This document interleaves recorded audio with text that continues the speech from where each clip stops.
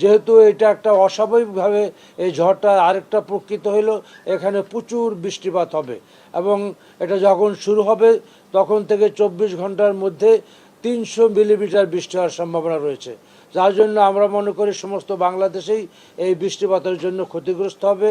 এই জন্য আমাদের পাহাড়ি অঞ্চলগুলি ব্যাপকভাবে ল্যান্ডস্লাইড হওয়ার সম্ভাবনা আছে এবং আমাদের শহর, গ্রাম, সিটি কর্পোরেশন, পৌরসভাগুলিতে জলাবদ্ধতা হওয়ার সম্ভাবনা আছে।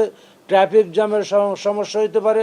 এই জন্য আমাদের স্বাভাবিক যানবাহন চলাচলের সৃষ্টি হতে পারে, যার জন্য আমরা ইতিমধ্যে সিদ্ধান্ত নিয়েছি যে এখন থেকে আমাদের সমস্ত মন্ত্রণালয়ের সমস্ত কর্মচারীদের আমাদের ঝড় শেষ না হওয়া পর্যন্ত সমস্ত ছুটি বাতিল করা হয়েছে এবং আমাদের যে সমস্ত যানবাহন, লঞ্চ, স্টিমার চলাচল করছে সেগুলি বন্ধ থাকবে।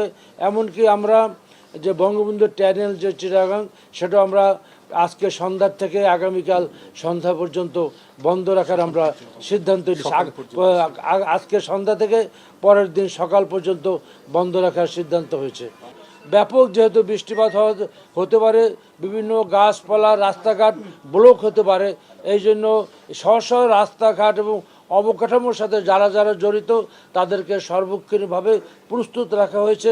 ঝড়ের সাথে সাথেই এই অবকাঠামো যে সমস্ত প্রতিবদ্ধতা সৃষ্টি হতে পারে সেগুলো অপসারণ করে মানুষের স্বাভাবিক জীবনযাত্রা যাতে অব্যাহত থাকে। সমস্ত সেনাবাহিনী, কোস্টগার্ড, আমাদের নৌবাহিনী এবং আমাদের সিভিল প্রশাসন, আমাদের লোকাল প্রশাসন সবাই আমরা ঐক্যবদ্ধভাবে এটার ফেস করার জন্য আমরা তৈরি হয়ে আছি।